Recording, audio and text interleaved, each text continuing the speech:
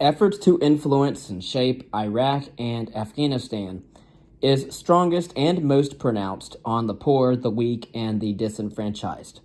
Restricting Iranian oil exports impacts the standard of living for Iranian citizens and humans around the entire globe. In a global energy market, the price per unit of gasoline, electricity, and fuel affects farmers in the United States, taxi drivers in Madrid, Spain, students in sub-Saharan Africa, and growers in Vietnam, all affected by power politics thousands of miles away. In the developing world, cents make a difference between life and death. The enforcement of embargoes can silently suffocate voices that cannot be heard. Those in Mumbai, Mombasa, or South America. And all because Iran is forced to disavow a nuclear program built on United States technology sold to a despotic, intolerant, and corrupt regime in the 1970s. The United States is just as corrupt in its betrayal of other countries for its own interests. Meanwhile, transport links and pipelines have expanded into the 21st century through major investments in transcontinental rail lines opening a 7,000-mile freight route, the Yuzhino International Railway, China to Germany. This is only the beginning. Railway lines will run through Iran, Turkey, the Balkans, and Siberia to Moscow, Berlin, and Paris. New routes linking Beijing with Pakistan, Kazakhstan with India. Trains will pass underground from China through Alaska under the Bering Strait and Canada into the continental United States. But among all these is the reality of a changing physical and historical climate, rapid population growth, natural resource scarcity, a resurgence of ideology, and a shift in power from the West to the East.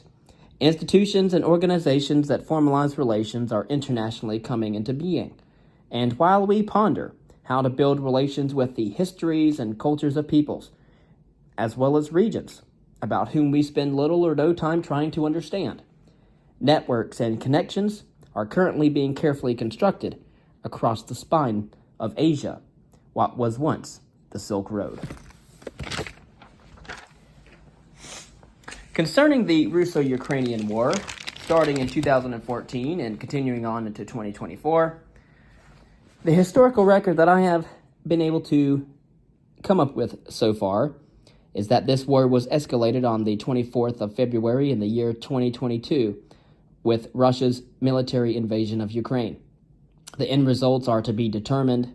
Russia, led by Putin, gains territory after annexing Crimea. The death estimation so far is in the tens of thousands. Concerning the war in Afghanistan from 2001 to 2021, a 20-year period of time, in the 21st century, the early part of the 21st century, the United States invades in order to eliminate the Taliban-ruled Islamic Emirate and establish the Islamic Republic. It is the longest war in United States history. And unable to eliminate the Taliban by militaristic means, coalition forces and the Afghan government resort to diplomatic measures in order to end the conflict. The United States-Taliban deal in 2020, removing all militants from Afghanistan in 2021. With the resurgence of Taliban rule in Afghanistan, the end results was a Taliban victory, the elimination of the Islamic Republic. President Ashraf Ghani flees Afghanistan. The death estimation is 176,000 to 212,000 people.